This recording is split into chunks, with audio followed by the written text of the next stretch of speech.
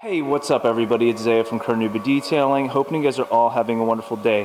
What I'm working on today is a new customer's vehicle. It's a 370Z. Pretty good condition, especially for its age. It's got black paint, so we all know how that works. And that's exactly what I'm going to be working on today. I'm going to do a quick one-step on the vehicle and then apply a ceramic coating on it as well. Now, the main thing I want to talk about, guys, is the drying process that I'm going to go through right now. Now, we all understand that we got to do a decom process before polishing and all that good stuff, but in order to speed up the process, and a really good idea that I've been utilizing and it's been working out very effectively, is using your IPA wipe down as kind of a drying aid throughout your drying process, all right? Go ahead and air dry any kind of nooks and crannies and things like that. But when you get to the actual drying process, go ahead and spray down some IPA solution onto the surface and then go ahead and dry it off. Now, a lot of guys use a very diluted IPA solution, 20-30%, because they're spraying it directly onto the dry paint. All right, because they dry the vehicle, then they do an IPA wipe down, and then they go ahead and do another whole process throughout that. But what I do is I use around 50% isopropyl alcohol, all right, which is a bit of a higher dilution, all right, a little bit stronger, a little bit more of a kick, but because there's water on the surface, it is diluting the actual solution while spraying it onto the surface, and then I go ahead and dry it off. And because it's alcohol, it speeds up the drying process and works as a really good drying aid, and it's also detergent, so any kind of leftover gunk and stuff that the wash process didn't get, the IPA drying solution is going to get it after drying it off with the IPA. Now, I'm sure you guys are like, well, there's more lubrication and O&R and this and that, but guys, I'm going to go through a one-step polish on it anyways. Light swirl marks, there's nothing major on the vehicle. Like I said, it's in pretty good condition. And as you can see, there's little to no protection right now, but the IPA solution ensures that I remove any type of wax residue, sealant, whatever was on there previously, all right, in order to go ahead and apply my coating, which I'm going to do next, which is a ceramic-based coating. Now, another thing I want to talk to you guys about, a lot of you guys kind of think you have to perfect the vehicle 100% before you can apply ceramic coating. That's not the truth. You can go ahead and do a simple one-step, maybe a light two-step process. You can go full-blown out on a full detailed correction, but at the end of the day, as long as your paint is in good condition and it's contamination free, that's the main part, guys. The contamination, make sure your surface is prepped properly. That's the main thing you want to worry about. You can go ahead and apply a ceramic coating, and it's going to look pretty good. Now, obviously, if you go through a two-step correction and a full correction process, it's going to look a lot better. But, you know, you got to manage your expectations with the time, effort that you put into actually taking care of the vehicle, all right? Now, don't worry about the water. It's deionized. There's not going to be any water spots or anything like that. I'm sure you guys are like, oh, why don't you dry the car real quick? I just want to show you guys exactly how I go through the process.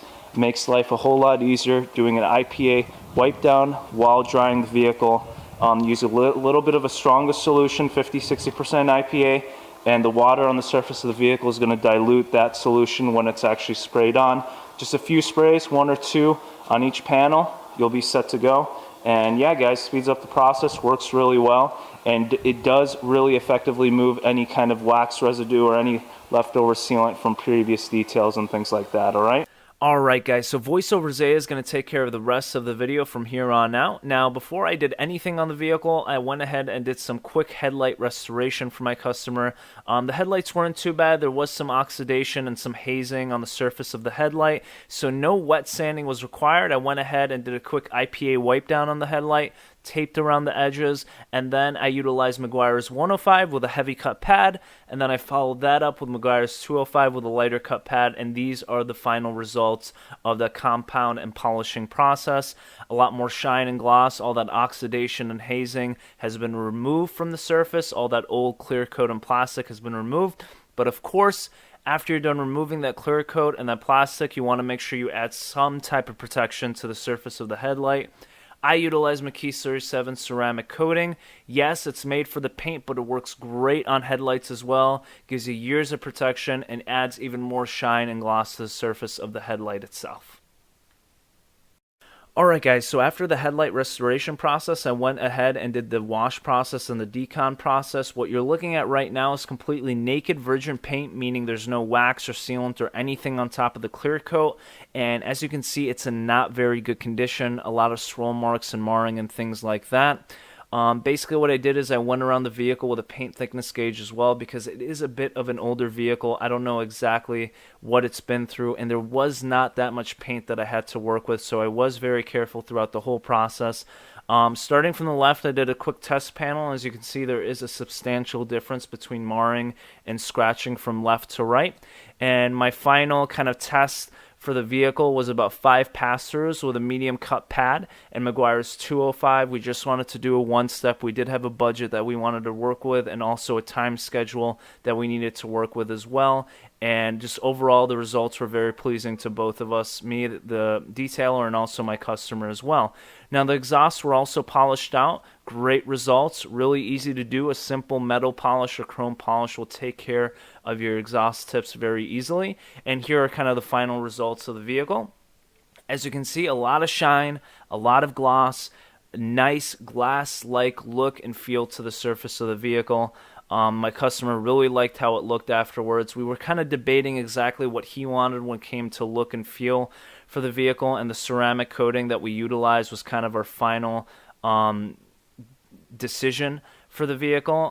We were kind of debating either the warmth and depth of a CarNewba based wax or kind of the durability, longevity, and glass-like look and feel of a ceramic coating. And even though the ceramic coating obviously is a bit more expensive to apply and things like that, and obviously a bit more expensive for my customer to purchase, we just decided to go with the ceramic because of the durability and longevity. And you need something like that in the heat of Arizona and the sun of Arizona during the summertime. So a couple close-up shots of the paint. Lots of gloss, lots of shine. Like I said prior, McKeey's 37 is a great ceramic coating, very easy to apply outside. That's why I utilize it pretty much on all my vehicles that I detail. Very easy to work with, a lot of durability and longevity. It's rated for about 2 to even 3 years at times, depending if it's garage kept or a daily driver. And for about $50 for 4 ounces, it's a pretty good value as well compared to a lot of other coatings out there too. I hope you guys really enjoyed the video and the results of the detail. Thank you so much for watching. Remember to leave a thumbs up and also to subscribe. Have a great one, guys.